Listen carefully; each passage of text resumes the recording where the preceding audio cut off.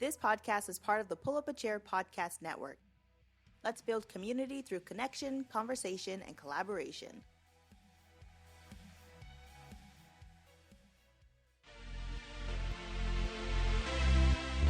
This podcast is sponsored by Lever Consulting, editing with a purpose. Check them out at leverconsulting.com for a free consultation.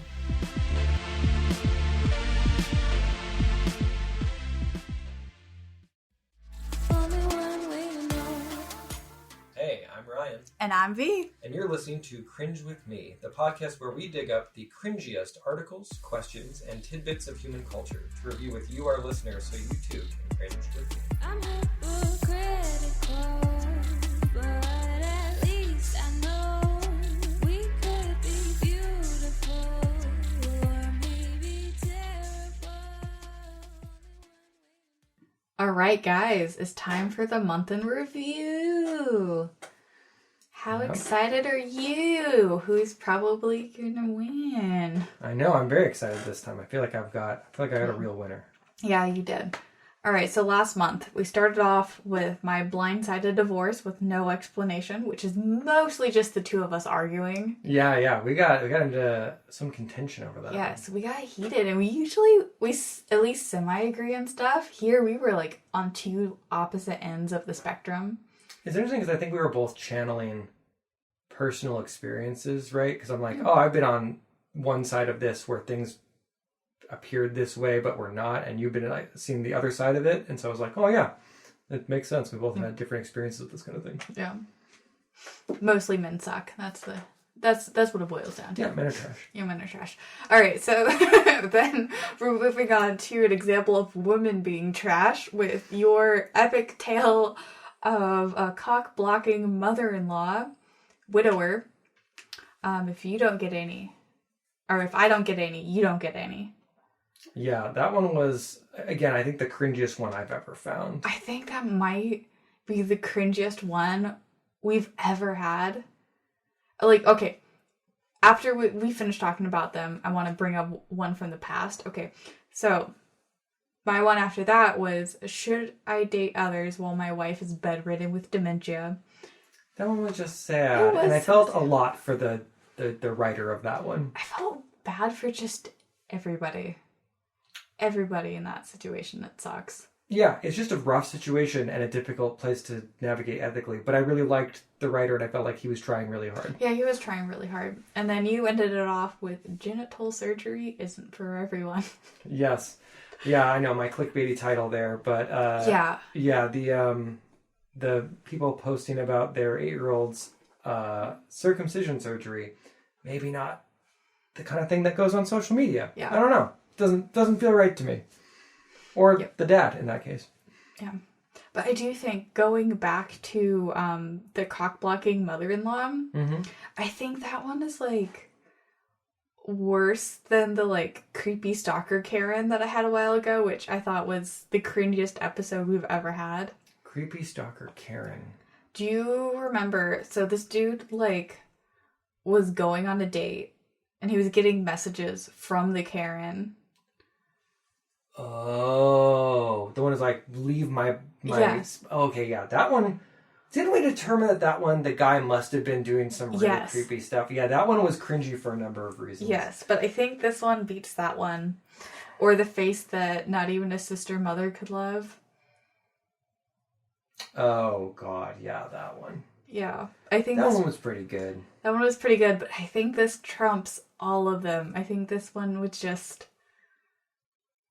This one beats it. I think this one beats everything we've ever posted. Well, you know the other one I think comes close, though? Which one? Is the one about the woman who was cheating with this guy and then found out that, like, he was cheating with someone else, too, and then got really possessive and upset. Oh, my God, yes. And, like, God, it was something along the line. Yeah.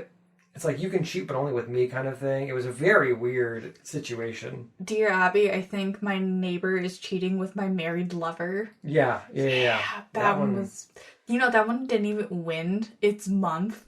It didn't? What won that month? It tied with the 7 Year Secrets. I still won the month. Yeah, you won the month because they were both yours. But it didn't win its month. That's surprising. I feel like that one was pretty cringy. Yeah.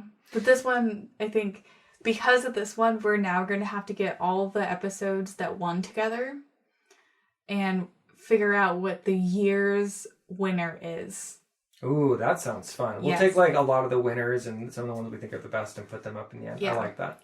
We'll do like a March Madness kind of thing, but in January. I like it. Oh, and hey, you know, if you're voting on these and you have the time to explain yourself, I love to read that. So please comment or retweet or whatever you're gonna do to let us know why you're picking what you're picking. I think it's hilarious. Yeah, and if you're on YouTube, we see the comments a little easier on that. So again, be mean. We love it. All right, guys. So I thought I'd kick off August a Dear Annie episode.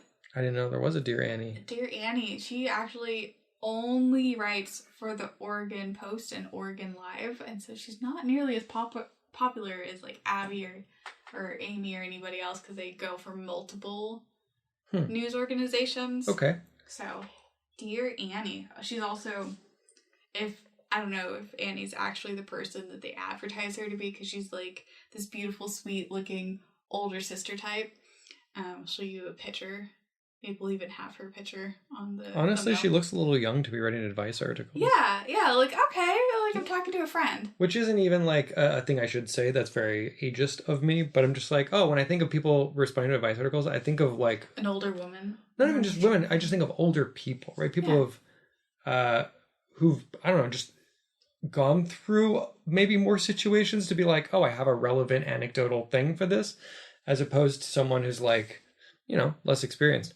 But people experience things at different rates in their lives. So some young people have gone through a lot more experiences than older people. So it's silly of me to think that. So at the end of the episode, let's rate Annie in relation to like Abby. Oh, we're okay. Yeah. All right. Yeah. Well, let's line all the A's up together. Okay. Dear Annie, I have been married for almost 18 years. We got married because I was pregnant with my daughter, who is now 17 years old. I thought we really loved each other, and I thought we would always be happy. But 3 years into our marriage, he cheated with somebody he had lusted over for years before I met him. I tried to forgive him, but he preferred being around young women and partying with them after he got off of work. Well, right now he doesn't work, and he stays at home with the kids, and I support all of his habits. But lately, I can't afford to anymore because of all of our bills. We have moved into a new house and had yet another child. I hoped this could save our marriage, but it has made it worse because this time I had a girl. And he is partying more than he even was before. Wow. I recently got a new job at a hospital with slightly bigger pay bump, not enough to make that much of a difference. But now I also work anywhere between 8 and 16-hour days. Now my husband has started accusing me of cheating. Is this really even a marriage worth saving? From troubled marriage. Wow. There's a lot to unpack there. For one, anyone who says, I was hoping this child would save our marriage, I'm sorry, but that's not how the world works. And people who tell you that are drastically misleading you. The only thing that will save your marriage is working on your marriage. Some marriages are more saving, and it seems like she's coming around to that on her own. Yeah, it might not be. I mean, the cheating is a pretty big red flag, but there are people that come back from that make a mistake and then, change their ways. Though it sounds like she doesn't even think he did. So that part's a little concerning to me. Mm-hmm. But hold judgment for now. Continue. All right. Now let's hear Annie's advice. Dear Troubled, your husband sounds like another teenager under your roof. Staying out, partying, being rebellious, ignoring authority. Sorry. It's really hard to say that with a straight face, isn't it? It really is. Maybe because I'm close to 30, I just find it funny when people are like, yeah, authority, be rebellious. Yeah, you get them. You get them. That's why I feel. All right. Aside from staying home with the kids while you're at work, he's not contributing to the family in any meaningful way. He's digging himself into a bigger and bigger hole in your marriage. Considering his past behavior, to accuse you of cheating sounds to me like he could be deflecting more of his own unfaithfulness. A marriage counselor could help you to truly determine if this is enough between you to even try worth salvaging. But his breach of trust and lack of action to better the situation are really hard to move past. If things continue as is, your best bet for you and your kids is to cut your losses and move on without him. Wow. I mean, yeah, I don't know. I kind of agree with her. I mean, I agree with her that if you really want to work on your marriage, a marriage counselor is probably a good place to start. Some kind of therapy is generally the thing that leads people out of the woods more than anything else. Have another kid, not going to do it. Nope. I also think that we're extrapolating on his behavior quite a lot. Like, we know very little about this person. We know that he's a stay-at-home dad. Yeah. And then he goes out and parties. We don't know how often or what that means, right? We don't know if that means he's leaving the kids with her and the ditching. Like, I don't know what's going on here. I don't think her assumptions are bad. I just think they're interesting assumptions. Right. How do you think Annie stacks up to Abby? Oh, I feel like she's in the same playing field for sure. I feel like she comes in swinging just like the others do, which I always enjoy. Well, except for Amy, who's always very sweet and very delicate. I mean, Amy sneaks it in there, you know? She lowballs it. Yeah, Amy's got the passive judgment that just oozes out of the way she writes, as opposed to the other ones where they're taking a baseball bat to you. Yeah, no, I think I think Annie holds up. Yeah. The situation definitely feels lame, but it feels like such a cookie cutter version of lame. Like, I'm like, yeah, you hear about this a lot, right? The deadbeat dad who is unfaithful and then doesn't provide anything. Like, I feel like the story is like pulled directly out of a Lifetime movie a little bit. Nothing fun, nothing sassy. It's just, I don't know. For me, the cringiest thing is the wife being like, I was hoping this kid would save our marriage. That right? thing I find the cringiest. Well, see, the husband's a deadbeat, and that's sad, but it's not. Deadbeat, maybe this is a symptom of our society. But when I see men being deadbeat dads, I'm kind of like, yeah, this isn't... Nothing special. This isn't cringe. This is just what I expect of people. Oh, my gut. I know. I feel like you cut me in the gut. Well, you know, we're both victims of it, so... Yeah. I think that I have obviously a colored view, right? I came from a broken family, and I know a lot of people who came from broken families. And, you know... With 50% of marriages ending in divorce and plenty of the ones that are still together still having deadbeat dads, and almost, I would say the majority of ones where they're divorced having deadbeat dads, it's just in America, I think it's it's normal, right? It's more normal. I mean, I think that's why in popular media, so many stories are about reconciliations with one's father, because more people can relate to having an absent father figure than a present one, right? And that is a terrifying statistic, you know. It's definitely over 50%, right? Like in America, it has to be. Yeah. I mean, okay, so she got a new house, she got a new kid, she got a new job. Why not look for a new husband? Keep the new train going. I see. We're turning over all the leaves. Turn over all the leaves. She's gonna be fine. She doesn't really need. For those of you who are younger, turning over a new leaf is a metaphor for changing something in your life. I realize that may not translate. Oh, are we that old? I use a lot of old sayings, and I don't realize how often I use them, except for, I think we've talked on this podcast, but my partner is 9 years younger than me. And sometimes I say things that just are sayings that I know, and I think they're normal. And she looks at me and she's like, what the hell does that mean? And I'm like, do you not know turning over a new leaf? I mean, I think turning over a new leaf is one she would understand. But I use a lot of phrasing and euphemisms and analogies and metaphors that don't translate because they're just not common anymore. They're just like older, I guess. Oh. No. So if anyone doesn't know, turn over a new leaf means changing something in your life. So when we said turn over all the leaves, we were referring to that. Hopefully that doesn't come off as patronizing. I don't know if that's still a saying people use, though. Patronizing? Yeah. Oh. I tend to lecture. I've been accused of being a lecturer. Well, it's a good thing that I'm a bickerer.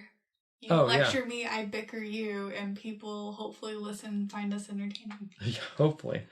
Well, Speaking of entertaining, we should probably let them get back to the rest of their day. I mean, if you say so. Yeah. We could talk about awkward old sayings for longer. We could, but I think I'm just going to chain you to one of the walls here in the girl dungeon, and we'll catch the rest of the group next week, where I hope you have a good gym for us. Oh, yes, I will. Okay. Bye, guys. I never say goodbye. You need to say goodbye. That's why I need to say goodbye? Yes, you need to say goodbye. You didn't make me do it in the last 2 episodes. Yeah, I don't want to have to splice you saying goodbye in again. Oh, you splice me saying goodbye? Yeah, no, that's actually true. If anybody if you're still listening, that is, because we've been rambling for a bit, can figure out the episodes where I splice in a goodbye for Ryan, let us know, and I'll let you know if you were right or not. I don't know. I don't feel like saying goodbye. I just want to hang out with them more. Maybe I want to be friends with all of our listeners. All right, I'll say goodbye. Goodbye, everyone. All right, well, I'm Ryan, and you can find me on Twitter and Instagram under Build Right Roll, where I post about my professional Dungeon Master experiences. You can check out the links in the description if you're interested in hiring a professional DM or looking to level up your own DM skills. And you can find me, V, at Cringe Queen at Instagram and Twitter, or check me out on YouTube as the Queen of Cringe, and be embarrassed with me. All right, well, thanks for listening and cringing along with us. And we'll catch you next time with more awesome cringe content. I'm hypocritical, but at least I know we could be beautiful or maybe terrible. Only one way to know. Only one way to know. Hello, I am Patrick, And I'm Andrew. And I'm Christian. And I'm Allie. and we are Rad Theater, a podcast where a bunch of friends play role-playing games and share a single brain cell, and the GM doesn't always have it. Oh, and it's theater spelled the correct way, Theatre.